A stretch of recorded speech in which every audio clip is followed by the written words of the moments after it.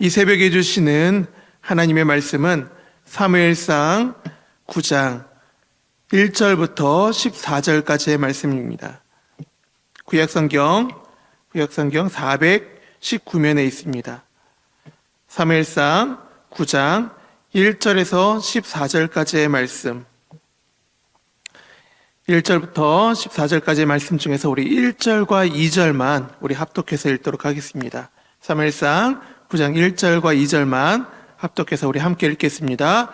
베냐민 지파에 기스라 이름하는 유력한 사람이 있으니 그는 다니엘의 아들이요 스올의 손자요 베고랏의 증손이요 아비아의 현손이며 베냐민 사람이더라. 기스에게 아들이 있으니 그의 이름은 사울이요 준수한 소년이라. 이스라엘 자손 중에 그보다 더 준수한 자가 없고 키는 모든 백성보다 어깨 위만큼 더 컸더라. 아멘. 우리가 어제까지 이 본문의 핵심을 다뤄보면은 이스라엘 백성들이 하나님께 부탁을 드리죠. 우리도 다른 나라들처럼 왕을 세워달라라는 요청이었습니다. 그래서 하나님께서 사무엘 선지자를 통하여서 이스라엘 백성들에게 이 너희가 원하는 왕이 어떠한 왕인 것인지 그 왕으로 겪게 되는 문제점과 어려움에 대해서 설명을 하게 해주시죠. 그럼에도 불구하고 이 이스라엘 백성들은 뭐라고 원하느냐? 하나님 우리에게도 그럼에도 불구하고 왕을 주시옵소서. 그리고 나서 이어지는 이 사무엘상 9장은 그들이 원했던 왕을 한 인물에 초점으로 맞춰서 그들을 세워주시는, 한 인물을 세워주시는 스토리로 이어지게 됩니다. 그래서 오늘 등장하는 이 본문은 하나님께서 세워주실 왕이 누구인지를 짐작하게 만들죠. 그래서 제가 오늘 본문은 이렇게 잡아봤습니다. 사울이 왕으로 세워진 이유. 사울이 왕으로 세워진 이유. 오늘 본문의 왕이 될 사람, 이스라엘의 초대 왕이었던 사울에 대해서 본문 1절과 2절은 이렇게 표현을 하죠. 베냐민 지파에 기스라 이름하는 유력한 사람이 있으니 그는 아비엘의 아들이요 스올의 손자요 베고랏의 증손이요 아비아의 현손이며 베냐민 사람이더라. 기스에게 아들이 있으니 그의 이름은 사울이요 준수한 소년이라. 이스라엘 중에 그보다 더 준수한 자가 없고 키는 모든 백성보다 어깨만큼 더 컸더라. 이 표현상으로만 보면은 사울은 굉장히 대단한 사람처럼 보입니다. 하지만 우리는 사울의 결말을 잘 알고 있죠. 그래서 이렇게 생각을 할 수 있죠. 하나님께서 왜 다윗과 같은 사람을 미리 왕으로 세우지 않으시고 사울을 세우셔서 이스라엘 백성들에게 그리고 사울에게 그렇게 공고한 또 어려움들을 겪게 하셨을까? 미리 애초부터 하나님이 원하시는 사람으로 세우면 되는 거 아닌가라는 우리는 질문을 한번 던져볼 수 있습니다. 근데 하나님께서 사울을 세워놓으신 이유가 있었다는 것이죠. 우리가 2절을 보면은 먼저 그 조건을 우리가 유추해 볼 수 있습니다. 2절을 보니까 사울은 유력한 자의 아들이었고 외모적으로도 탁월한 사람이었다. 이것이 바로 사울이 왕이 될 수 있었던 첫 번째 이유라고 우리는 생각할 수 있죠. 이 유력하다라는 표현은 사실은 성경에서 여러 표현들로 쓰이는데 이 표현은 능력에 대한 표현보다는 재산, 부유함에 대한 표현으로 자주 쓰이는 표현입니다. 그러니까 탁월하였다, 유력하였다라는 표현은 이 사람들 중에서 굉장히 부유한 사람이었다라는 것이죠. 특별히 이 부유함이라는 표현은 이 신약 성경에도 나아가면 이야기하지만 부유하다는 것은 단순히 부유한 것을 떠나서 그 당시의 사고 방식으로는 하나님의 축복을 많이 받은 자라고 생각을 했습니다. 그렇기 때문에 이 사울의 집안은 하나님의 축복된 가정으로 비춰졌겠죠. 근데 이 사울은 단순하게 부유하기만 했느냐? 그렇지 않죠. 성경에 뭐라고 표현합니까? 이스라엘 중에 그보다 외적인 탁월함을 가진 사람은 없었다라고 표현을 해요. 이 성경을 표현을 자주 보면은 의례적으로 비교를 자주 하는데 이 한글 성경으로 보니까 사울은 이 두 가지 표현을 쓰고 있습니다. 이스라엘 자손 중에 그보다 더 준수한 자가 없고 키는 어떻게 되어 있죠? 모든 백성보다. 그러니까 이 사울에 대해서 표현을 할 때는 이스라엘 자손 중에 라는 표현과 모든 백성보다 라는 표현을 통하여서 사울이 어떠한 사람들보다 탁월한 사람이었다라는 것을 이 성경 본문을 통해서 이야기를 하고 있죠.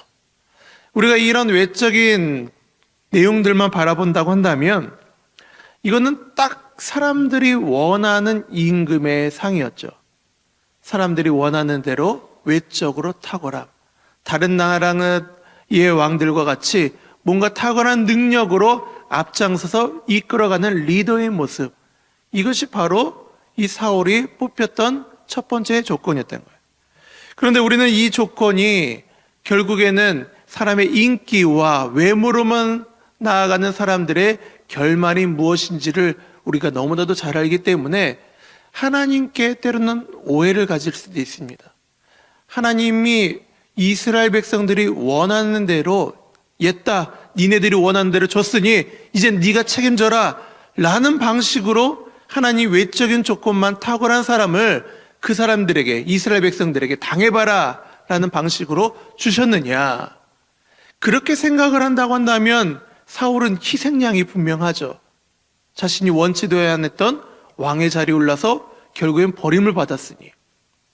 그런데 하나님의 조건을 또다시 한번 보면은 그렇게 하나님께서 세워놓지 않으셨다는 것을 발견하게 되는데, 두 번째 조건이 무엇이었느냐? 우리 1절에 나오는 대로 이 사울은 어떤 사람이었다? 베냐민 사람이었다. 이 베냐민 사람이라는 것이 무슨 큰 의미를 갖습니까? 라고 생각을 하실 수도 있는데, 이 사무엘서의 초반부에 이 베냐민 지파가 갖는 의미는 굉장히 큽니다. 왜냐면은 이 사무엘서 바로 직전의 성경이 뭘까요? 사사기인데 사사기에 나오는 스토리의 맨 마지막에 등장하는 것이 무엇이냐면 이스라엘 지파와 베냐민 지파의 전쟁이에요.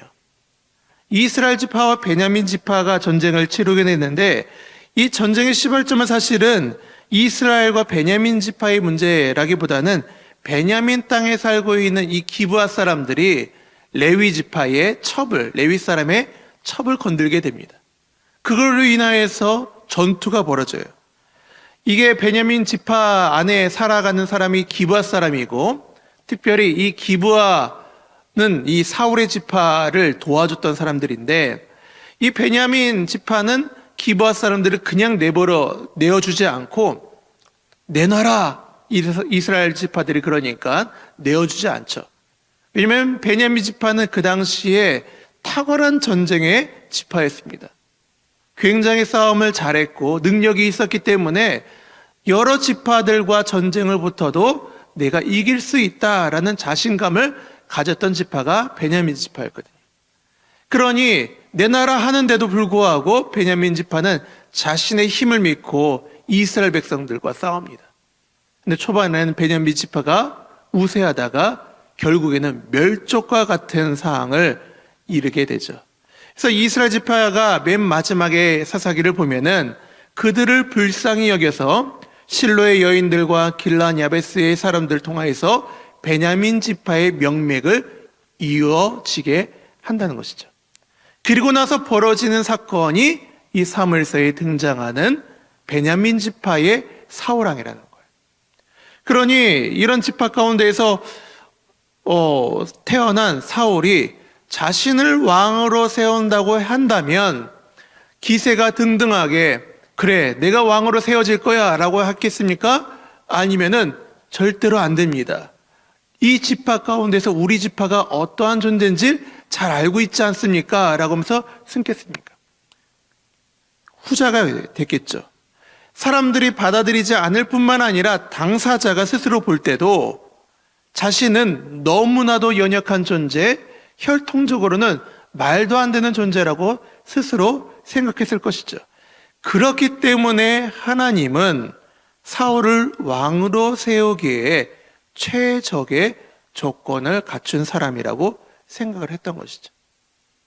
외적으로 탁월한 능력을 가진 것뿐만 아니라 반대로 볼 때는 하나님의 동행하심과 하나님께 의지를 할 수밖에 없는 사람, 그 사람이 바로 사울이었기 때문에, 하나님만을 믿어야 했기 때문에, 그것이 사울이 왕이 될 수 있었던 조건이자 하나님께서 사울을 왕으로 세운 이유였다는 것이죠.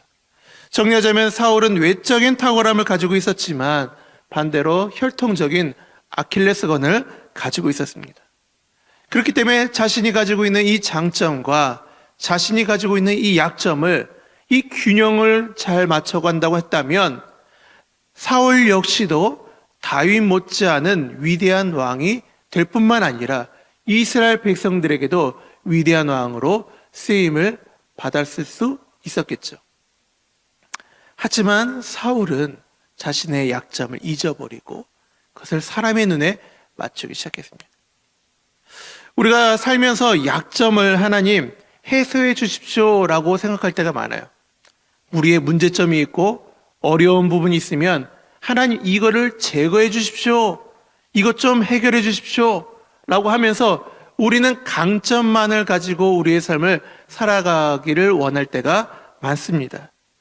하지만 오늘 본문을 봐서도 우리가 생각한다면 하나님은 우리의 강점뿐만 아니라 약점을 주신 이유도 우리를 붙들어 주시기 위한 축복의 도구로 사용해 주신다는 것이죠.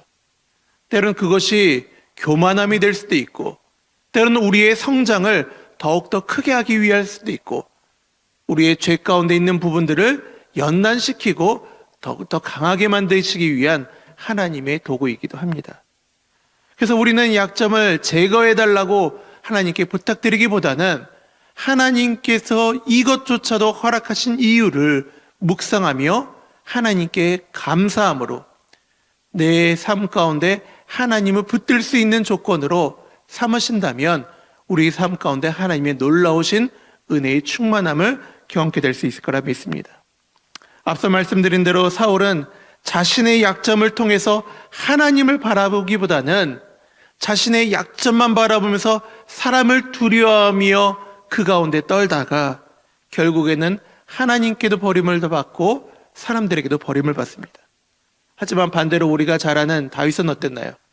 자신의 약점은 있었지만 그 약점을 뛰어넘는 하나님의 강하심과 하나님의 능력을 의지하며 자신의 강점뿐만 아니라 하나님과 동행함으로 말미암아 하나님의 마음에 합한 자, 하나님과 동행하는 자의 은혜를 누리게 된다는 것이죠. 그래서 오늘 우리의 삶에서도 여러 가지 존재하는 이 약점을 다시 한번 묵상하면서 오히려 그 약점으로 말미암아 하나님께 우리가 붙들려 있진 않은지, 그 약점으로 말미암아 하나님께 더 가까이 나아가게 만들고 있진 않는지, 그 부분들을 하나님, 내가 감사함으로 받아들이겠습니다. 하나님께 기쁨으로 고백드리겠습니다. 라는 마음을 가지고 우리에게 주시는 족한 은혜를 누리시는 저와 여러분들이 되시기를 간절히 축원드립니다. 기도하겠습니다.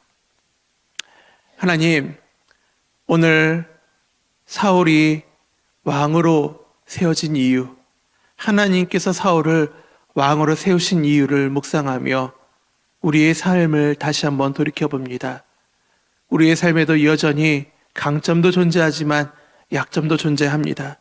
하나님, 이 연약함으로 인하여서 하나님 우리의 삶이 괴롭고 힘들어 이 약점을 하나님께 끊어달라 부탁을 드리지만 하나님께서 이것조차도 우리에게 허락하신 이유는 이것이 바로 하나님께 나아갈 수 있는 성장과 연단과 성숙의 도구임을 저희들이 기억하기를 소망합니다.